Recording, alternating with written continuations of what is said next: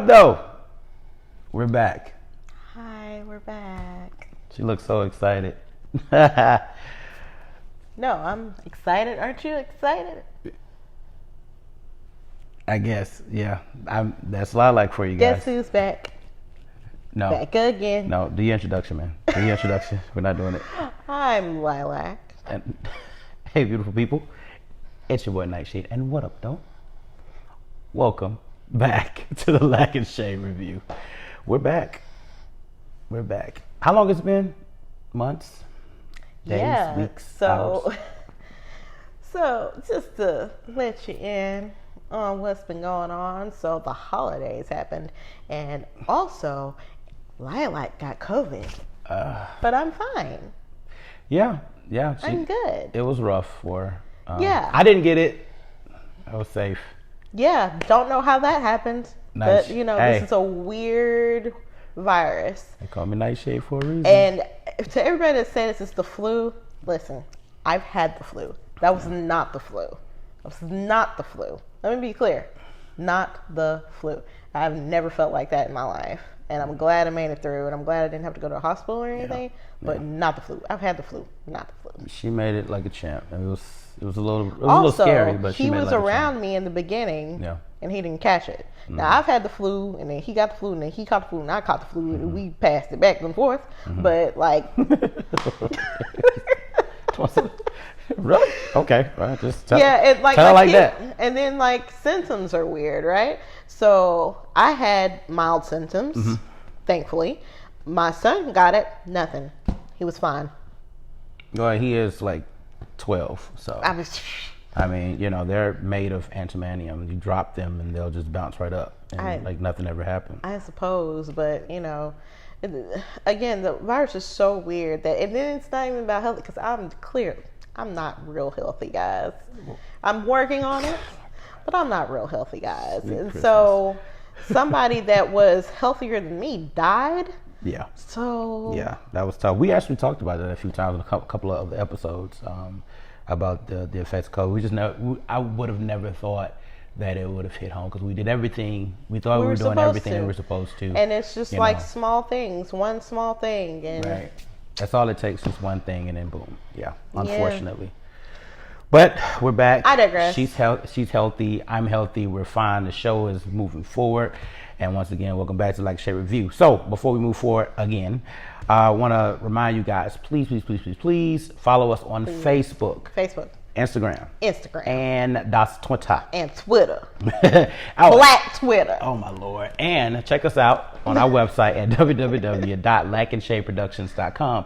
That is www.lackandshadeproductions.com. I need to have like a blurb just pop up when I'm doing my fingers like that. Yeah, and so if you have in the website, there's a new little section for y'all to look at. Nightshade started his own little podcast where he just talk about whatever. Yeah. I mean, pretty much. And I have started my own little, mini. I'm giving you Oprah, Ivana, and a little bit of Ellen, all wrapped into one, right? What's this accent we got going on? What is this? Let's get into it with Lilac. So, check out Nightshade's podcast. What's the name of it, Nightshade? After Hours with Nightshade. And then you can check out Let's Get Into It with Lilac. But you put your whole hand. But we about to get into it with the Black Spotlight. So let's get it going. And first up. Okay, I need you to get it together, Amy. First up is Star Rob. Star Robertson, who I have met. I didn't realize I haven't met. met her. I saw her in passing. I have met her. Right. And put your hands on my glasses and everything. Oh my God. Oh, drama.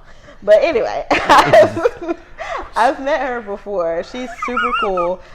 We met through a mutual person who does consistent protesting for Black Lives Matter. Right. A lady named Miss Judy. And her group, and it's a bunch of older white people who are like white Alabamians for Black Lives Matter, white Birminghamians, for Black Lives Matter. Right. And they're they're a sweet bunch of people, and every Friday between 12 and 5 they march on behalf of Black Lives Matter, and Miss Judy is the sweetest person. I digress. Real quick before you digress, there's a documentary that we did a couple years back talking about Miss Judy and her efforts with the Black Birminghamians.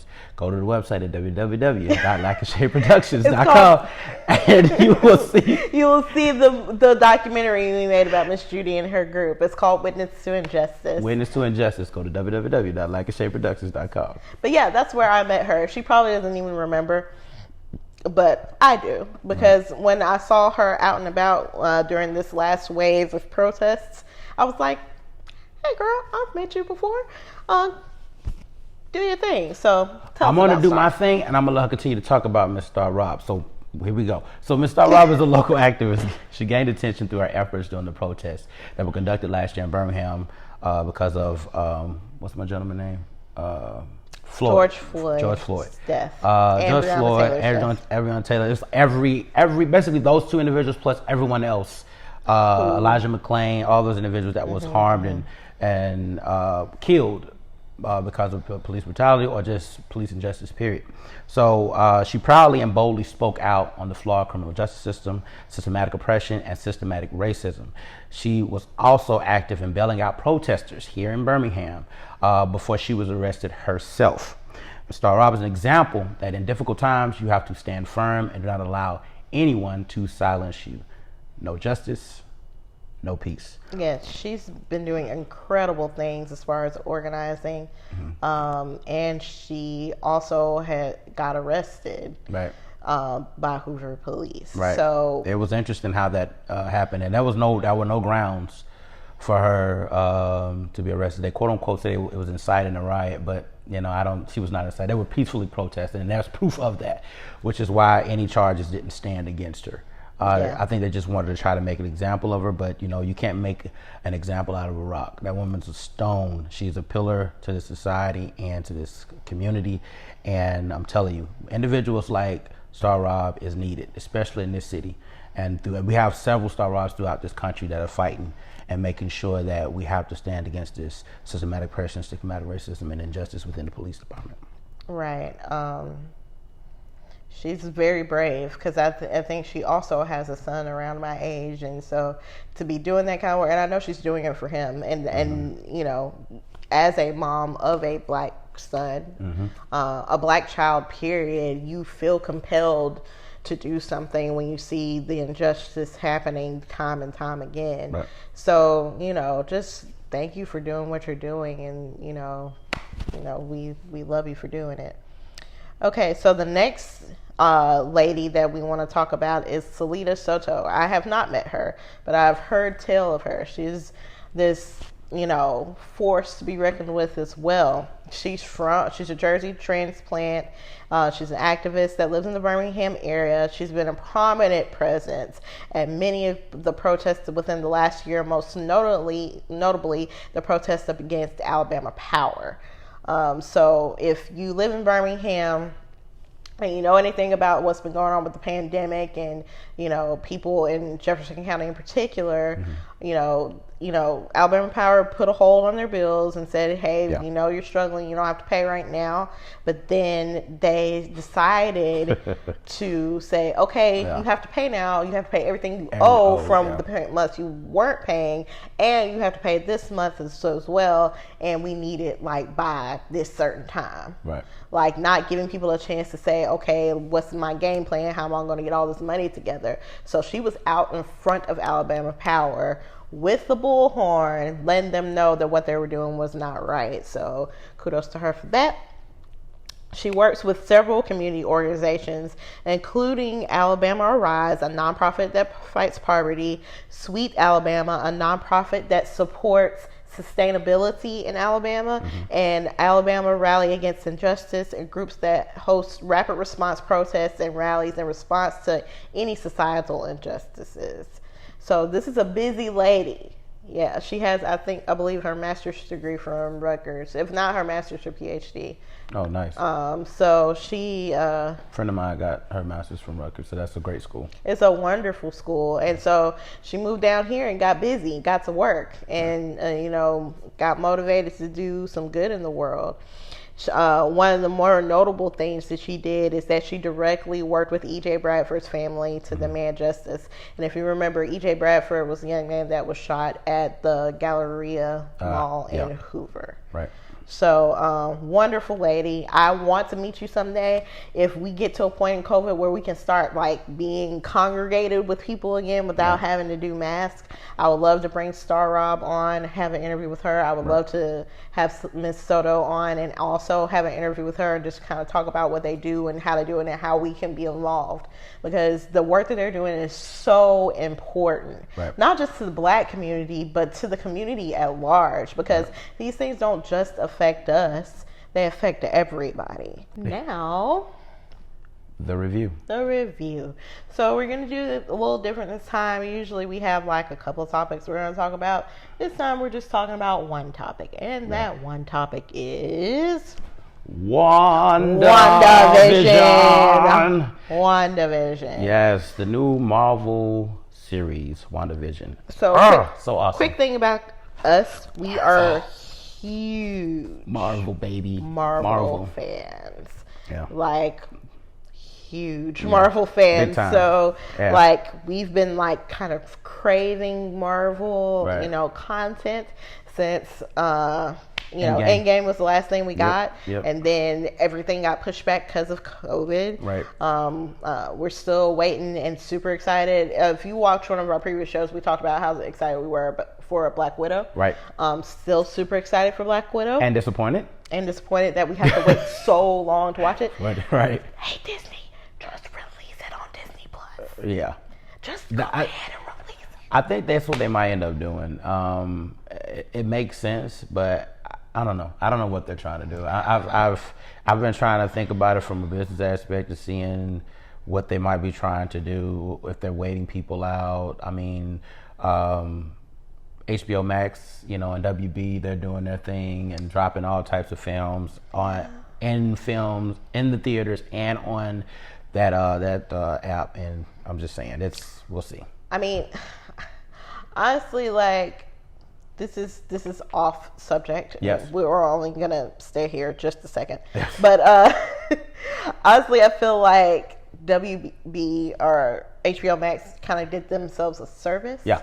Because the movies that were released, I won't say all of them because I haven't watched all of them, but I know Wonder Woman was trash. Super disappointing. Was trash. Was not nearly as good as the first. Disappointing. I shouldn't say trash. It was disappointing. My bad. Disappointing. Yeah. It wasn't trash. It had moments. It had small moments that were cute. The beginning. The very beginning was cute. I thought everybody thinks the mall scene was corny, but I thought it was cute. The little girl, I liked her. She was cute. With the little chocolate girl with the fro. I thought that was super cute. With the exaggerated wink.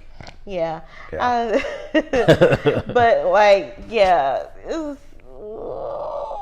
it was cringeworthy. And moving on. Yes. So, WandaVision. Episode 1. So this is right after Endgame. Right. Everybody has been snapped back. Tony Stark is dead. Yep. Sorry, Tony. Miss you, dude. Natasha is dead. But everybody else came back. Cap is old man Cap now. Right. He's surrendered the mantle to Falcon. And we've got Falcon and the Winter Soldier coming up. So expect a review on that. Right. And then we're into phase 4 now. So, the group's the band has, disbanded. Thor's in space with it. Right. He's with Guardians of the Galaxy. Guardians of the Galaxy, and everybody's kind of doing their own thing. And Wanda, who, the more I think about it, I was like, why would they leave that child to her own devices? Well, I don't think they had a choice because everybody was so, caught up with, the snap, the reverse snap. it's kind of like everybody was just trying to reestablish their lives and quickly forgot about her. Yeah. You know what I mean? Which is the one person you probably should, if y'all had her under lock and key and supervision before the snap, don't you think that maybe y'all should still be watching her to make sure she's good? And the way she's been acting, I don't think nobody can really stop her.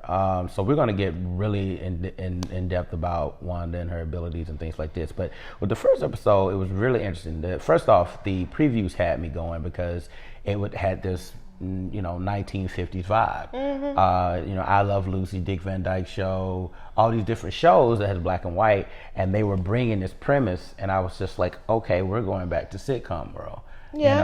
But and a lot of people were thrown off, and it was like, okay, you think of Marvel, you think of action, you think of explosions and magic and powers and all this other stuff, but you have this innocent yet it draws you in because you want to know what's going on. Yeah, it really puts you. So what I call is Avengers meets Nick at Night. And if you ever remember Nick at Night, that's how people of our generation know about those shows. Like I Love Lucy and the Dick Van Dyke Show and what's the other one? Dick Van Dyke Show, Leave It to Beaver. Like all the shows that were in black and white that your parents and grandparents grew up watching. I didn't really watch it either, but that's it's in the same Bewitched vein. Is one of my favorites. That's my joint there, man. Yeah. So Love Lucy. It's in the same thing. So they're newlyweds. Right. Which is awesome. And they've set up in this town of Westview, 1950 setting. So you got hair and heels, and she's wearing a dress instead of pants. Right. And he's Mr. Dad with his sweater, and he's going off to work in his hat, and she's cooking dinner. So, so they're attempting to blend in, and one day they notice a heart drawn on the calendar. So this is spoiler for anybody who's seen it. So it's the whole episode where they're kind of settling into the town. Right. He's trying to impress his boss. Right. She's trying to be the perfect wife, and then they have the neighbor, best friend, who comes over to borrow a cup of sugar and whatever else, Agnes, and get into shenanigans with them. Agnes. So Agnes comes along and helps Wanda that night with the dinner because Wanda's messed up dinner, and so Agnes I have a whole dinner at my house, and she keeps talking about a husband that we never see. Right. So, but it's believable for that type of show because they've always with that particular character that had a husband, but you never saw the husband. Right. So, and everything's going, right along as it should for that, kind of show. Is hitting all the tropes. There's silly things that happens. And then when they're at the dinner table eating, his boss starts to choke. Right. And then the reality breaks for just a second. Right. And you're like, but nobody does anything. Nobody. That's what got me. It's like Vision was waiting for Wanda to give him the order. And he was just sitting there. Everybody, his wife was like, "Stop it! Oh, stop it!" Yeah. that was like some Twilight Zone stuff. And she slowly, you can see the wife slowly starting to lose Unravel. it a little bit. Yeah. And then that's when Wanda steps in and tells Vision to help him, and Vision does. And then everything's fine again. Like nothing ever happened. So that's the small glimpse into the fact that, there's a reality break. There's a reality break, and we think that Wanda might be controlling things. Right. But it's not very clear exactly still what's going on. So you want to talk about the commercial? Oh, we definitely got to. So, there was a commercial. It's basically it's called the Toast-Made 2000, but it's made by Stark Industries. What I've noticed about these commercials, the snippets that popped up, it's there are remnants of associations that Wanda has with each individual, like her connection with Tony and Age of Ultron. I saw that connection and how she manipulated his mind into creating Ultron. And it was like, so what we're starting to see is that, all right, this is not real. We know this is not real, But what we're seeing is that she's also showing her trauma through the show and through the commercials. I thought that was really interesting of how that was done. And it's just how you connected us. And each episode obviously built on each other, but also showed each layer of trauma that she was experiencing. Yeah, and how it's kind of like buried underneath. So the trauma only comes out in the commercial breaks. Right. When you think nobody is watching, right? Right. Oh, that just hit me. Right. Like, because somebody who watches commercials, you're welcome. Right? See, she was like, what? Yeah, see, you're welcome. Yeah, so. You're welcome. Yeah. So, yeah, the trauma, like, and the toaster was beeping. Yep. And with the red light. And what does the red light correlate with? We'll tell you later. I mean, if you watch Age of Ultron, she tells that story about how her and Petro were hiding underneath a table, and she said we waited 2 days, 2 or 3 days. It was 2 days. 2 days for Tony Stark to kill us. Right. So that trauma is buried. Right. In the commercial, and so that episode ends with them like sitting on the couch and watching TV. I think there's a brief moment where Vision is like, but she was like, nope. Yeah. And then there were back to the normal activities of the day. Normal couple. I think so. I just want to say this real quick. Elizabeth Olsen, killing it. Oh man, killing amazing. It. Yeah. Paul Bettany too as Vision, Absolutely. also killing it, like and, doing a phenomenal job. Who plays Agnes? What's her name? Who played Agnes? Catherine Hahn. Yeah, Catherine Hahn. The lady took me a minute. She was amazing. Catherine Hahn, amazing. Right. She always plays these like side characters. Most notably for me was she was like the friend in Anchorman. She was hilarious in Anchorman. I love Anchorman. But yeah, Catherine Hahn is really showing her chops on this one. Definitely. And we'll talk about that later on, so let's get on to I'm actually happy 2. to see her do something different. Yeah. And it's this a big role. Really different from what she usually does. And I was worried, but we'll talk more about that later down the line. Yeah. Episode 2, 1960 setup.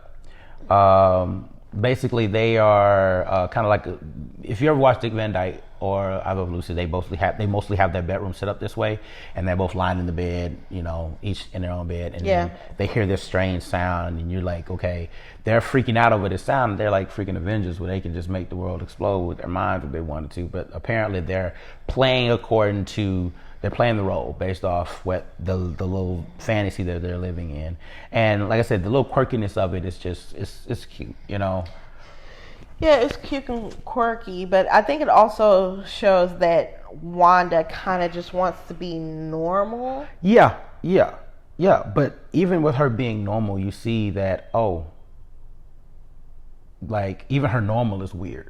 You know what I mean? Yeah, her normal is weird. I mean, being in the 1950s, transition from the 1950s to the 1960s, right? And trying to make that your life, per se, it's weird. It's a little weird. It's weird. I mean, if you notice, too, like, in the beginning, Vision, like, hides himself. Right, a lot. Mm-hmm. So he takes the human form when he's out in the public or if someone's at their house. But you slowly see him less and less starting to take that human form and just being Vision instead of being, So, yeah, Wanda gets invited to this tea party with, like, the moms of the neighborhood. Right. Agnes is there, as always. Agnes is there. Right. The head honcho lady is there, and she's very uptight. Like, you would think in that time period, like the moms of the Stepford wife type moms are. And then, lo and behold, a character named Geraldine pops up. Yep. Which is interesting too, because if you notice in the 1950s, there weren't a whole lot of shows where there were also black characters. Right. And as we move into the 60s, you start to see the shift in time, right. Not only societally but politically. Right. And then Geraldine shows up in the white neighborhood, so she's a black character in a white show. Which correlates with that transition of time, which is impressive, right? Yeah. So, and then the other strange thing is that like a red and yellow The toy helicopter right. shows up in the black and white world and throws Wanda off, and she's like rattled when she sees it. Another small Easter egg thing, it has a sword with a circle in it. Right. And we don't know what that means just yet. Right. If you haven't watched it, right? But yeah. And then there's a voice that comes through radio and says, Wanda, hey Wanda, who's doing this to you? Right. Wanda hears it. The lady also hears it. And when she hears it, she breaks the glass in her hand and cuts her hand. Mm-hmm. So, like, you know, that gives you a hint that there is a world outside of this. And either somebody's doing something to Wanda or Wanda's doing it to herself. Right. And that's the crazy thing about it. But then the episode goes further on and becomes it goes to the quirkiness of it when Vision swallows gum, and then it shows inside how, you know, the gum affects a machine, and he started walking around like he's drunk and acting crazy and whatnot. Well, you know, when he's at his job, he starts asking questions. He was like, what do we do here? How did I get here? What are we? He's a computation worker, so he's like, we're computing things. What are we computing this for? Right. He starts to ask questions, starts to poke holes in things, right. Slowly but surely. But then he eats the gum and starts acting loopy. After he goes to the little meeting or whatever yeah, right. So he's trying to, I guess, fit in per se. And so the magic show is weird. It goes flop. I think Geraldine ends up helping out. Yeah. And, you know, all the people in the audience can't figure out how they do all the tricks, but obviously Wanda is using her magic to do the tricks. Right. And eventually... And that also shows a building, a relationship being built between Wanda and Geraldine, which, you know, shows their connection too. And so by the end of the episode, Wanda is pregnant. Right, which is interesting, but then the commercial that shows up not too long after that is Strucker watches. Do anybody knows who Strucker is? Want to share with the class? Strucker, that was the individual that that was a quote unquote doing experiments on Pietro and am I saying his name right? It's Pietro and Wanda. So I don't want to give this away yet. I'm gonna keep riding this out. So yeah, because I have something about the Mind Stone that I thought about this and I was like wrestling with this idea and I was like it didn't make sense, but I appreciate the show for what it did. Continue. Yeah, it's excellent writing. Right. So. Oh, and the correlation between Strucker, her being pregnant, and then the Strucker commercial probably because her and her brother were twins, and she ended up having twins. So well, I mean, you don't find that out in this episode. She doesn't know it's twins yet. Right, but that connection is interesting. But yeah, so they hear the noise again. They go outside. There's a guy that comes up from the ground in a beekeeper's suit. Right. And she says no, and he goes right back down into the hole. They go back inside, and they're like, oh, I'm so happy I'm pregnant. But just before then, Vision is like, how are you pregnant? Right. Like, and how are you so far along? Something is not right. Right. And then she's like, nope. And he does a rewind, and everything's happy-go-lucky again. And then the set changes, and we're in the 70s by the end of the episode. Yep, in the 70s. So, episodes 3 and 4. Right. So, doctor comes in, tells Wanda she's 4 months pregnant, and everything is fine. So, while Vision is out, he sees, he sees the doctor out, he sees his neighbor, you know, unknowingly cutting through the wall. Like, so his neighbor is a black guy, and he's got an afro, so you know you're in the 70s. Right. And, you know, they're in color now. The clothing is changed to, you know, bell bottoms and, you know, high-waisted pants and all of this stuff. Right. And so Herb, their black neighbor, you know, and also I think his coworker is like cutting through his wall. Mm-hmm. You know. And Agnes is apparently there. Agnes whispering something to her. Well, no, that's not till the end of the episode. That was in the middle, because he started cutting on the wall. Yeah, we're not talking about the middle yet. Oh, well, what are we? But he. Yeah, but he sees him cutting through the wall. But right. But Agnes didn't show up till the end of the episode when Wanda's about to have the baby. Remember? Oh, okay. Yeah, my bad. Because remember, she's about to have the baby, and Agnes is outside talking, and they were saying, "Where did Geraldine come from? We don't know who she is." Oh, fair enough. Remember? Oh, okay. Yeah. Fair enough. Yeah. Because he was just sitting there cutting it, and then what distracted him? The baby. Mm-hmm. The baby, her having the baby is what distracted him. Okay. So he had to run and go get the doctor. Right. So just before all of that, they're painting the nursery, trying to decide what to name the baby, and then Wanda, like, the pregnancy speeds up, and she's 6 months. Mm-hmm. And at the rate she's going, she's obviously gonna have that babies before the end of the episode. Right. So when she starts having contractions, her abilities start doing weird things.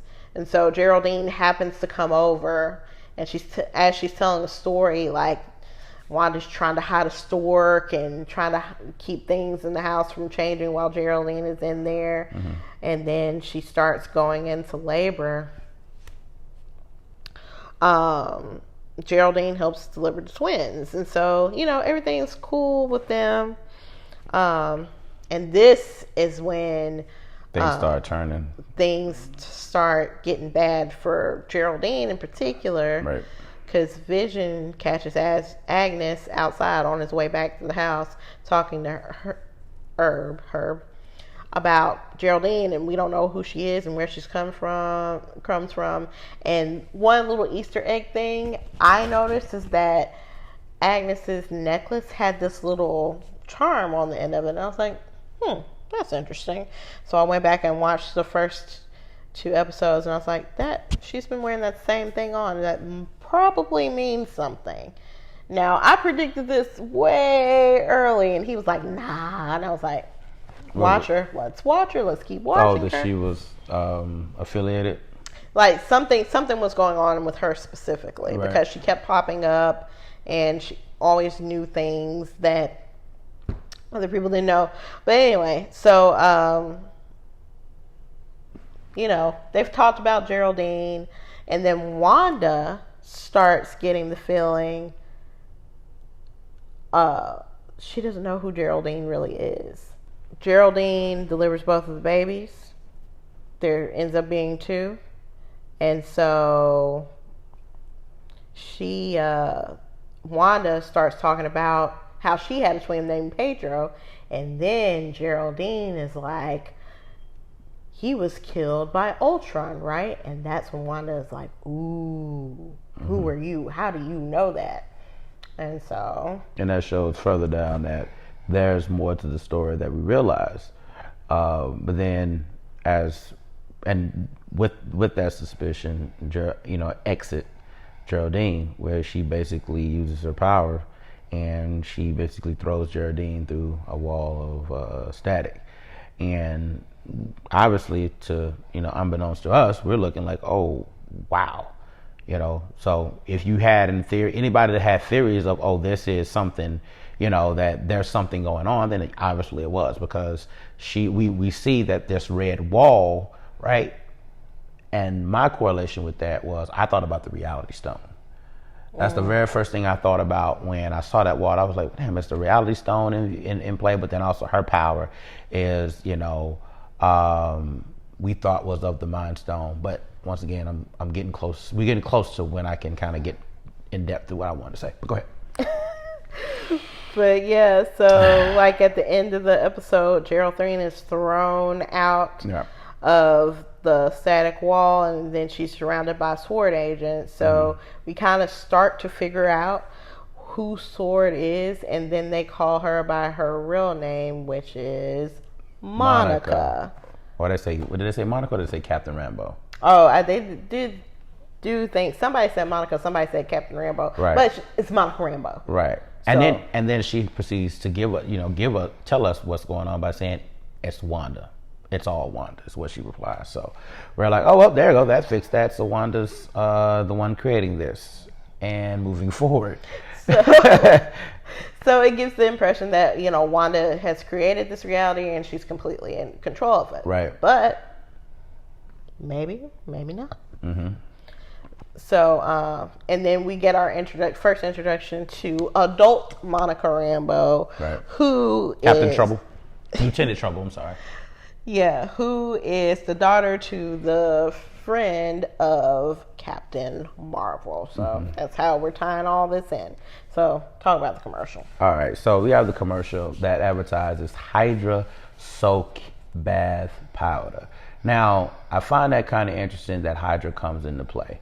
Well, we just talked about Strucker, which was also Hydra. He was Hydra, and then we have another connection to Hydra now, and it was, I was baffled by it because I was like, well, why are they still mentioning Hydra? What is the correlation? Well, apparently the experiments that are going to be talked about later is what's associating us to not just Wanda's power, but the misconception of Wanda's powers.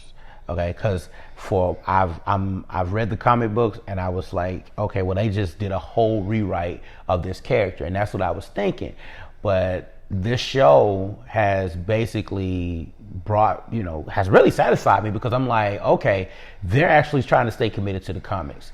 So moving on, because I want to say it, but we're not there yet. Okay. We're not there yet. Episode 4. So episode 4. Captain Monica Rambeau.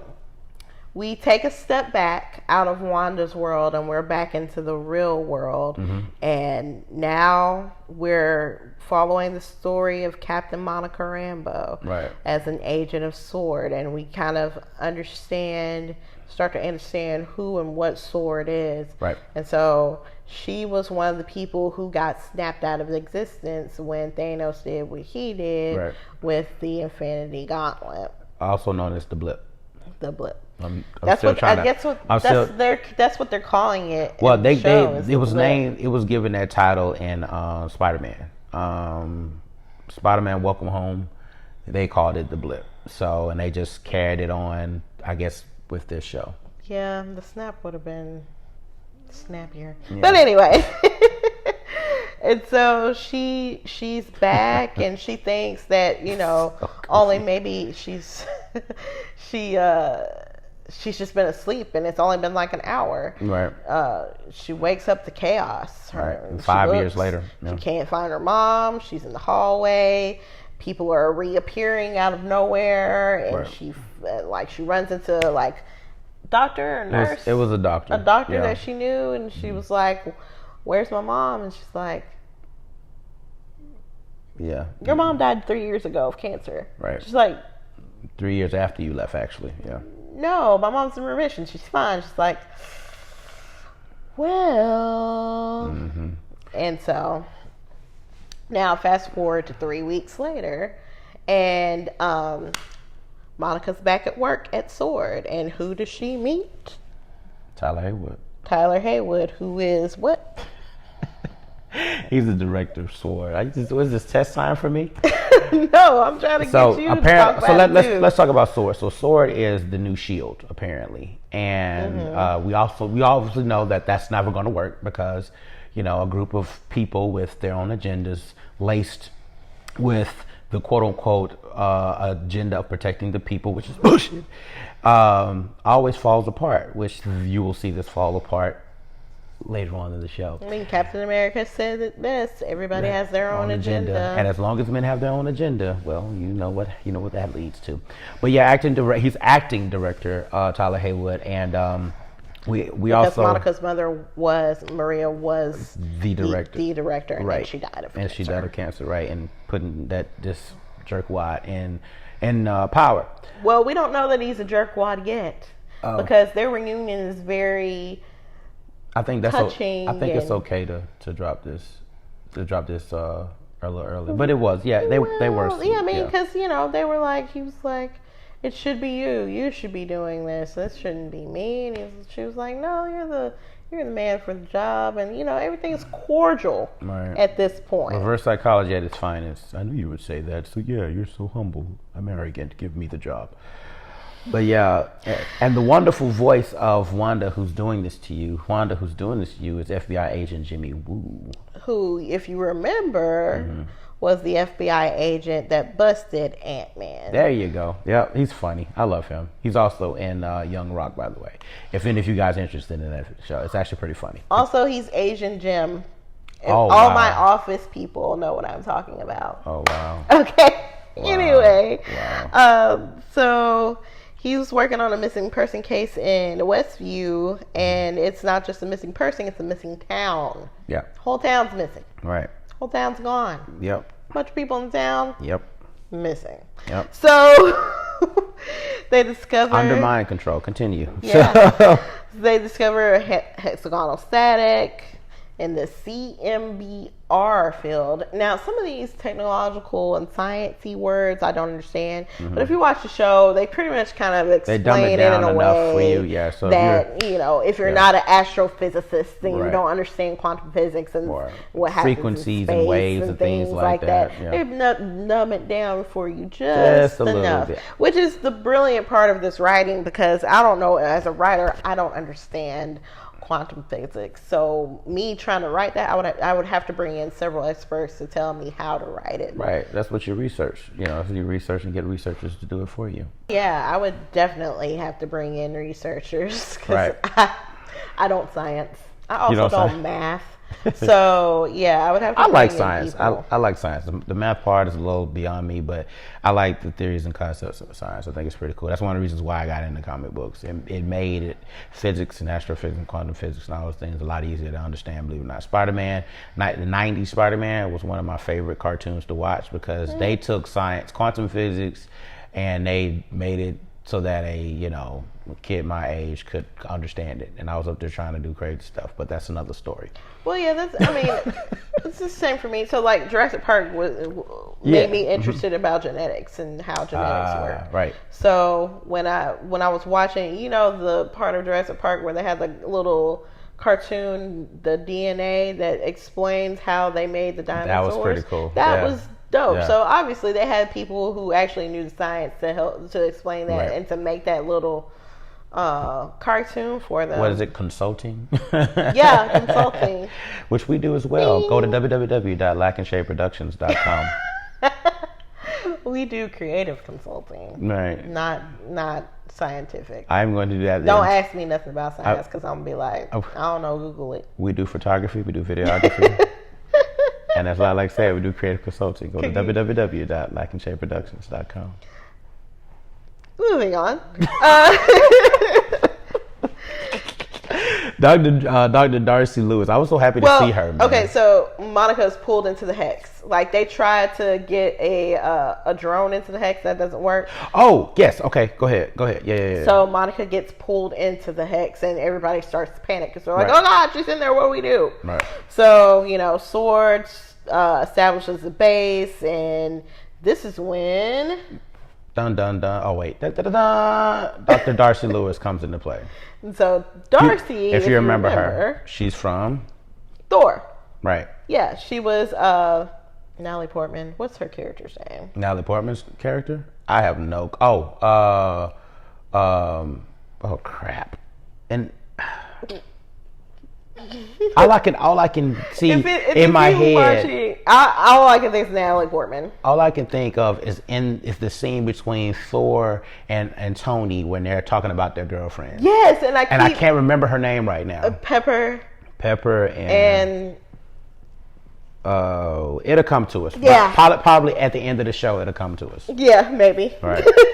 But yeah, so Darcy. She was her assistant, and she was actually going through what they call it. She was in school at the time. Yeah, I think she was working on getting her PhD or something, and she was in grad school, and she was Natalie Portman's character's assistant in the Thor movies. Right. And now she's like on her own. She's a doctor now. Jane Foster. Jane. Dr. Jane Foster. He remembered. Jane Foster. Jane. Jane's better. Jane is better. Jane's better. Jane is better. I'm going to do it like you do it. Jane's better. That's how you did it, So Darcy worked with Jane. Yeah. And now she's a doctor and she's doing her own thing separately from Jane. Hilarious. So she's the one who actually picks up the signal for the sitcoms that Wanda has created. Right. So they can watch what she's doing as she's doing it. Right. Which is genius. Genius. That shows you how smart she really is. And I love how quirky and sarcastic she is. That's the reason why I like her so much. Yeah. The girl that plays her, I've seen her a bunch of different stuff. Kat Dennings. Yeah, she's like early 2000s, one of my favorite teen actresses. So they're observing the events inside the town, and they see Monica appear in the cast as Geraldine, right? And Darcy and Jimmy attempt to contact Wanda to try to ask her what the heck is going on. Right. So at this point, we're not inside of the sitcom anymore. We're outside. We're outside the hex. At the beginning of the episode, we're outside the hex, right? And we're doing everything that leads up to Wanda, to not Geraldine, well, Monica being thrown out of the hex. She's still Geraldine. Yeah, it's so weird. So every time I hear Wanda, I typically, my mind thinks black woman. So I always get Geraldine and Wanda, and then Monica and Wanda. I get their names reversed because whenever I hear Wanda, my mind just immediately thinks black woman. Right. And I'm like, no, that's wrong. You're so funny. I can't. Sorry. I'm gonna let you have that one. Okay. So once Monica mentions Ultron and the way Pietro dies, Wanda is like, "Oh no, girl, you got to go. You're not messing up my good thing." Yeah. That's and crazy. Kicks her out of town. Right. And then just after she kicks Monica out, Wanda sees Vision. The way he looked after he Thanos. Right. When he had the thing switched out his head. That's what, what's that dude name with that diamond in the middle of his forehead? That little dude. Hey, you better chill out, youngin'. Somebody gonna. I don't know that child's government name. I don't know that child's government name or what his mama named him, but silly. Somebody mama need to slap him. Nah, just all I know is he just been stay in Beverly Hills. Quick digression. This kid spent. Come on now. You don't even want to know what he spent, but he put it on layaway for 2 years. $24 million. Ooh. In 1980s, we have to sit up with Wanda and Vision. So at this particular point, the boys are born. The twins, Tommy and Billy. And Vision and Wanda are struggling trying to calm the boys down. And once again, Agnes. Enter Agnes, wonderful Agnes, just in her 80s workout attire, which I thought was hilarious. Right. Okay, all things aside about Agnes, she is funny throughout this show. Hilarious. Really, really funny. Hilarious. Loved her. So this is when Vision is starting to kind of see some things going wrong and starts to see some holes. Right. Because at the end of the episode, he asks, Wanda, where did Geraldine go? She's like, she's gone. Yeah. Yeah. And typical husband fashion. Okay. And he's like, it's okay, but it's like, and she's like, don't worry about it. I'm taking care of everything. Right.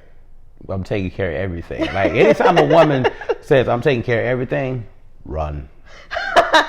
That usually means that, well, you know what it means. Anyway. Run. And so, all of a sudden, Tommy and Billy, who were just screaming babies 2 seconds ago, are now 5. Yeah, they're aging up out of nowhere, right? And then there's a brief moment where Wanda was like, wait, this is not what and then Agnes stops and looks directly at her and says, "You want me to do that again?" Right. Oh no! You want to take this from the top? I was like, wait, what? And then Vision was like, "Excuse me? Are you not even stopping you? Well, this is when she used her powers. Yeah, that's when she started using her powers. He's like, "You're not gonna stop using her." She's like, "I don't care." She knows. She's fine. She's even paying attention. Yes, you. Okay, so now the boys are 5. Right. They got a dog. Named the dog Sparky. And so that kind of keeps Wanda occupied while Vision is like over here trying to figure out what the heck is going on. Right. I'm pointing at my temples because this is the episode, right? Mm-hmm. This is the episode where he goes to work and he's like, let me try something. And so he touches the temples of one of his coworkers, and that man has snapped back into reality. She's like, oh my God, Wanda. It's so cold. Like, Wanda's controlling everything. Where are my parents? Is my dad getting his medicine? It's such agony. Ah. And then Vision was like, oh, shoot. And like slaps him back. And he's Shut up. Hey, man, so what are we doing with these computers? Yeah. He goes right back to robot mode. So everyone give a hand for Lilac for that wonderful performance. It wasn't. Wonderful performance by Lilac. Anyway. Outstanding. Don't be dumb. All right, and so what happens next? So disrespectful. Yeah, I mean, you get Hayward's crazy behind, sends a drone in. Because he's crazy and he's not listening to Monica, because Monica's trying to. Well, at this point they're doing this is the flip flop, right? They're doing the flip flop right now, right? Yeah, they're going in back and forth from outside the Hicks to inside of the Hicks. Well, Hayward's methods are terrible, right? But I think the intent was, because I think he says this in later on in the episode. You don't know what was says this to Monica when they're arguing about how they should handle Wanda. Mm-hmm. You don't know what it was like those 5 years, right? So I think in his mind, he's dealing with his own trauma through this situation. He's dealing with trauma too, right. Because he's dealing with the fact that half of the people on planet Earth disappear. Not just half of the people, half of life, right? Altogether, life on Earth just blipped out of existence. Yeah, so Hayward, I think, has, again, his own agenda. Right. But I think that agenda is motivated in the fact that something happened that was out of his control. Right. And now he's seeking to regain control. And the fact that the 5-year, with the statement that he made about, you don't know what it's like, I think that he refuses to lose control. I don't think it's a regain. I think he don't want to lose control again, because when everything came back, it never was the same, but at the same time, it was fine that everybody came back, or that could come back, but it doesn't replace the memories that, the things that you've experienced when the things that happened during that blip happened. So, I'm pretty sure he lost some very important people. I mean, including Maria Rambeau, because he was really close to her mentor, I believe, if I'm not mistaken. And the fact that she died, and Monica was gone, and he was close, being close to Monica. And the unfortunate thing about it is, I think his agenda or his obsession with keeping control is slowly but surely shifting his moral compass south. It might be, but on the other hand, to play devil's advocate, even though I hate that terminology, Wanda kidnapped an entire town, right? And I don't think there was going to be a lot they could have done to stop her. Nah, they could stop her. I mean, as the show goes on, you'll see that there's nothing that could stop her. Well, actually, at this episode alone, as we flip out to the side, outside of the Hex, you have Monica and you have Hayward conversing, and they're going back and forth, and he's basically saying, okay, we're going to attack. We're going to do what it is we have to do, but he did it without Monica knowing. Yeah, so they sent in this drone, and the drone had weapons, and it was sent to kill her. It was sent to try to kill her, which he should have known better. Now, listen, I think what we have all done is underestimate how powerful Wanda actually is. Yeah. And if Wanda was able to go toe to toe with Thanos and almost beat him, without he was dead. If he didn't call rain down fire, like if he didn't rain fire, then she would have had his number. Yeah. So a woman like that who almost defeated the man who was the cause of all the chaos in the first place is very powerful. Yep. Right on up there, I think maybe she's rivaling Captain Marvel in power. Yes, she is. She's definitely. If you just want to talk about Avengers, she's definitely in the top 3. Yeah, as far as powerful. For sure. You know, because maybe number 1. Because honestly, Doctor Strange is the most powerful out of all of those. Like a lot of people sitting on Doctor Strange. I mean, Doctor Strange is very powerful, but we have to remember Doctor Strange only knows so much because he had just become Doctor Strange before Thanos was an issue. I'm gonna end this debate because this is another debate, but I will say this: Doctor Strange. Okay, so if you look at Doctor Strange in Endgame, he's actually older and he's actually been studying more, so he knows more. It's Wanda that's actually the youngin in this situation. Well, go ahead. Yeah, I mean, I would agree. Doctor Strange is probably stronger in the fact that he has more knowledge. Right. But if Wanda knew everything that Doctor Strange knew, I don't know. I think they would go toe to toe. That would be an interesting fight, though. That would be very interesting to see how that would play out. Yeah. Definitely. Because Wanda, not even knowing how, was able to take over an entire town without even knowing the full strength of her power and without even trying. Because I don't think she intentionally. Right. I mean, we'll talk about that later. And I don't also think it was the misconception of her power. Oof, I can't wait. Come on, we gotta get closer. All right. So, and then at the end of that, well, first off, he sends in the what's that thing called? The drone. The drone. And he sends drone in, and she goes, no, and she walks out of the hex, and she walks to them, and then we're like, oh, real world stuff. So she goes out there. She's like, yo, leave me alone. If you don't leave me alone, and she does her little thing, and it has all the weapons pointed at him, you're gonna end up with a whole bunch of holes. And she throws down the drone, and then she walks back in. Well, and Monica tries to talk her down. Yeah. With very little success because now her credibility is lost because she is with this organization that just tried to attack Wanda. But at the same time, Wanda ain't trying to hear nothing. I don't think anything that Monica could have said would have swayed her. At this point, everybody's wrong with the exception of Monica, Darcy, and Vision. Besides those 3, everybody is wrong because Hayward's wrong because he has his own agenda. Wanda's wrong because she has her own agenda. Those 3 individuals I just named are the only ones caught in the middle of this whole situation and trying to make sense of all of this. Right. So and so Sparky has run away, and the boys are freaking out, and they're looking at each other. They're trying to age up again. Wanda talks them out of it, and she's like, you've got to, deal with the situation at hand. So they try to look for Sparky, and lo and behold, Agnes has Sparky, and Sparky is dead. Sparky bit the bullet. And so the kids were like, oh, no, we're going to age up again. She's like, no. Don't do it. Wanda's like, no, death is a part of life. Right. And actually forcing herself to actually look at her own denial in regards to the death. Loss, right. that she's felt. That she's felt because of Vision and everything. Yep. And then not only Vision, but her brother Pietro. Right. So Vision is like, okay, I've found out some stuff and I've got to get to the bottom of this. So he goes home to try to talk to Wanda. They get into this argument. Like they about to square off almost. They're all floating in the air. They're floating in the air, and he's like, what the freak-a-leak is going on here? This seems wrong. Freak-a-leak. What have you done? And she's like, it's fine. Right.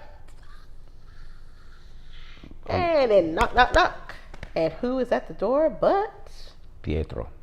But not Marvel Pietro. Right. Well, it is Marvel Pietro, but not MCU Pietro. It is X-Men Pietro. Now, I've been trying to wrap my head around, why they've done this. And go ahead. And so I think we're not going to get the why until the last episode. Okay. Yeah. You took it from me. Yeah. Sorry. No, you're fine. You're fine. I was hoping it was either you were going to say something else or you were going to say what I was going to say. So it worked. You good. Yeah, I don't think we're going to see that until last episode, which I'm really excited about to see how, they're going to explain that. Right. I have some theories, and we'll talk about it at the end of the show. Right. But yeah, he shows up and she's like, Pietro? And he's like, yeah, you're not going to let your brother in? Something like that. Who's the popsicle? Yeah, I was like, whoa. That's interesting. Like, and that threw me for a whole look why he popped up, like, honestly. So I'm really interested to see what is what. I had a feeling something weird was going to happen because, I looked at the cast list. And the cast list, if you go on IMDb. You're cheating. And you look at the cast list, it kind of spoils it for you because you're like. Because the actor that plays Pietro is, what's his name? The kid that played off Kick-Ass. I don't remember his name. No. Well, in the movie. Guy. In the movie, but on the show, the guy that plays Pietro is the dude from American Horror Story. And I think he also plays Pietro and X-Men. In the X-Men. And all the new X-Men. Yes, you're right. Yes. I'm sorry. I thought I was talking about the wrong person. Yeah. Yeah. So I looked at the cast and I was like, what's old buddy? Because I have not watched all the X-Men movies. I've watched every last one of them. I know. I haven't watched all of them. Because, the first one, I was, super disappointed of what they did with Storm. So I kind of lost interest. But it's okay. Because they're supposed to be redoing the X-Men all together. We're not going down this rabbit hole. Yeah, we won't. But I want to talk about the commercial, though. Yeah, let's talk about the commercial. The commercial that was on WandaVision, they talked about a paper towel commercial. But the paper towels that was named was Lagos. If anybody remember, Lagos was the African country that had that Wanda made that mistake and blew up half the building and killed all those people on Civil War. Yeah, we're referring back to Civil War. Civil War is when the Accords come into play. Right. Civil War and is the division between Cap and the division between Cap and Iron Man. This is when Black Panther comes into play. God rest Chadwick Boseman. Wakanda forever. So this is when she realizes that she's a danger to society. Yep. And she's kind of kept under lock and key. This is also she's also questioning herself, though. Yeah, she had a lot of self doubt going on there. This is also when her and Vision first start to form a bond. Right. And he's going to pop up later too with his own show. But Hawkeye was actually I was surprised he didn't show up, but he was a very pivotal person in her life. Still might. Because that's true. Because he really helped reestablish her confidence twice in Ultron and in Civil War. Because in Ultron she was down in 7. He was like, regardless of what you've done, if you step out of there, you're going to be an Avenger, and we're going to fight together. Blah blah blah. And then in Civil War, he was the one to go get her. When Vision was basically watching her and coerced her to go, hey, fight, come on, fight for your rights. Captain Nieces. I don't know where the sound effects coming from. Just be at Cap's begging for call. But anyway, but yeah, so that's what that commercial refers to. So we're starting to slowly peel away the layers of her trauma within these commercials, and it's starting to seep into her shows because now we're in late 90s, early 2000s. You look like an air traffic controller when you did all that.